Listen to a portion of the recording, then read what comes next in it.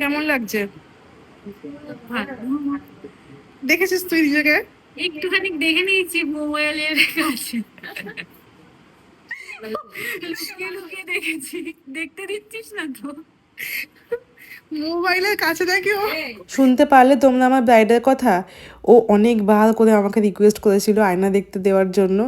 আর আমি আয়না দেখতে দিচ্ছিলাম না বলে ও নাকি ওর ফোনের কাছে নিজেকে একটু করে দেখে নিয়েছে। 27 নভেম্বরের আমার এই মিষ্টি হাসি খুশি ব্রাইডের নাম সুনিতা।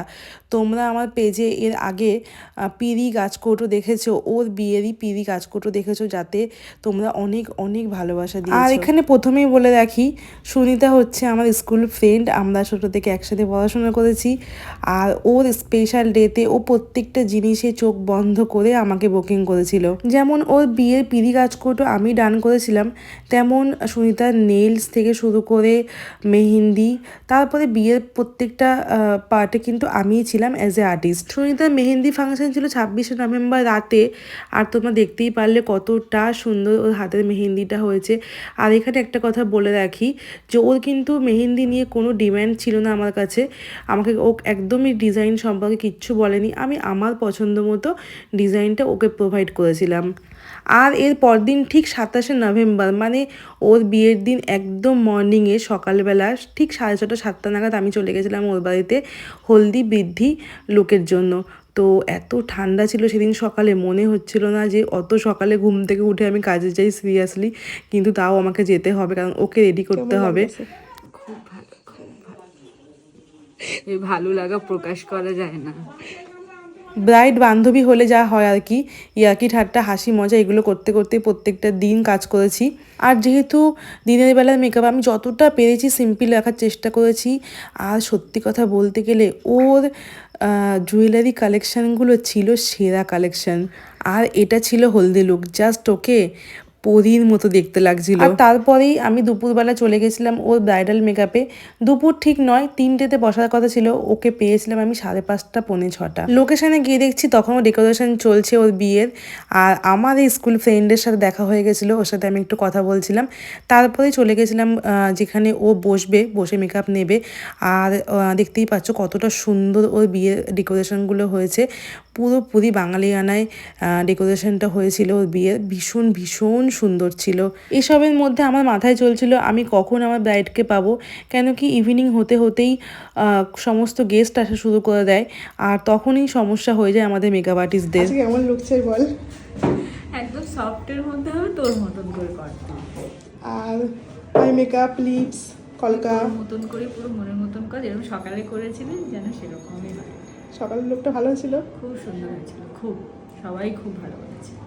ঠিক আছে। 27শে নভেম্বর আমি আমার ফ্রেন্ড সুনিতার জন্য 4টে ব্রাইডাল মেকআপ আর 4 থেকে 5টা কি 6টা পার্টি মেকআপ ক্যান্সেল করেছিলাম, কেন কি আমি পুরোটা সময় ওর জন্যই অ্যাভেলেবেল থাকতে চেয়েছিলাম সেদিন। আর বলো তোমরা এই হোয়াইট ফ্লাওয়ারগুলোতে ওর হেয়ার বানটা কেমন লাগছে দেখতে, সেটাও কিন্তু আমাকে জানাও। আর ওর জুয়েলারি কালেকশানগুলো কি বলবো, এর আগেও বলেছি ভীষণ ভীষণ সুন্দর সুন্দর ও জুয়েলারি কালেকশানগুলো কিন্তু কিনেছিল। মানে আমি যখন দেখছি মানে আমি জাস্ট অবাক, আমাকে বলছে কেমন লাগছে কালেকশানগুলো। প্রত্যেকটা কালেকশান কিন্তু ও নিজে কাস্টমাইজ করিয়েছে, যেগুলো ও মানে গোল্ড ছাড়া পরেছে। গোল্ডের কালেকশানগুলো তো ভীষণ ভীষণ সুন্দর ছিল। আর যেগুলো ও নর্মালি গোল্ড ছাড়া যেগুলো নিয়েছে সেই কালেকশানগুলো ও কাস্টমাইজ করিয়েছে, তো সেইগুলোও ভীষণ ভীষণ সুন্দর ছিল।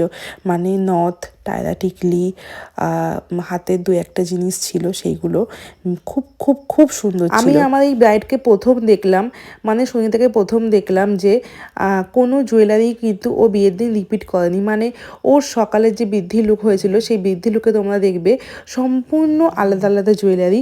আর বিকেলে যে ব্রাইড লুক হয়েছিল সেই ব্রাইডাল মেকআপের সময় সেই জুয়েলারি একদম আলাদা। সেই জুয়েলারিগুলো জাস্ট মানে তাকিয়ে থাকার মতো ছিল, এতটা সুন্দর ছিল। আমি নিজেই ওকে একটু একটু করে রেডি করছিলাম আর ওকে আমি বলছিলাম যে তোকে একদম পুরো লক্ষ্মী ঠাকুরের মতো দেখতে লাগছে। আর ও আমাকে মজা করে করে বলছে হ্যাঁ লক্ষ্মী ঠাকুরের কি চোখগুলো এমন থাকে, মানে ওর চোখগুলো নাকি খুব ছোট ছোট, একদমই ভালো নয়।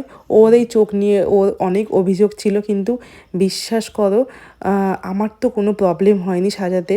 মানে ওকে ভীষণ ভীষণ সুন্দর লাগছিলো দেখতে। আর তোমরাও জানাও যে ওকে সত্যি কি লক্ষ্মী ঠাকুরের মতো দেখতে লাগছে, তোমাদের কেমন লাগছে? এত সুন্দর সুন্দর জুয়েলারিতে ওকে যেন ভীষণ ভীষণ সুন্দর লাগছিল। আর সাথেই ওর সিম্পল সোভার একটা এটা লুক, আজকে ও কিন্তু সুনিতার আমাকে ফুল বলেই এন্ড দিয়েছিল যে ফাইনাল কৃষ্ণা লুক আমার মেকআপ যেন আজকে একদম স্পেশাল হেভি ডেতে। না হয়, আর বেশি একদম কথা ন্যাচারালের মধ্যে থাকবে, কথায় যাব লাইটের না, মধ্যে থাকবে, ওর থেকে শুনবো যেমনটা যে ও সকালে আমার বৃদ্ধি থেকে লুকে সেজে কেমন হয়েছিল। লাগছে। তো আমার ওই বল। কথাটা মাথায় ছিল, সেই জোরে হিসাবে বল। ওকে কিন্তু আমি লুকটাকে দিয়েছি। এখন চোখ বন্ধ করে ওকে বুকিং করতে পারো পুরো নিশ্চিন্তে। তোমাদের স্পেশাল ডে তো ওকে অবশ্যই বুক করো। যেমন যেমন চেয়েছিলিস সেমন হয়েছে, অবশ্যই, মেকআপ একদম, ঠিক আছে, একদম, একদম, লাইট মেকআপ ছিলিস একদম, ওরকম হয়েছে। একদম। Yes, ও চেয়েছিল খুব লাইট হবে, নিউডের মধ্যে থাকবে, সবকিছুই একদম হালকার মধ্যে থাকবে, তো সেমন ভাবে ওকে লুকটা দেওয়া হয়েছে।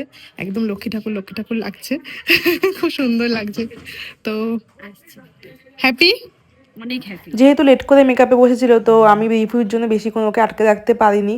আর যাই হোক, তোমাদের কেমন লাগছে বলো লুকটা?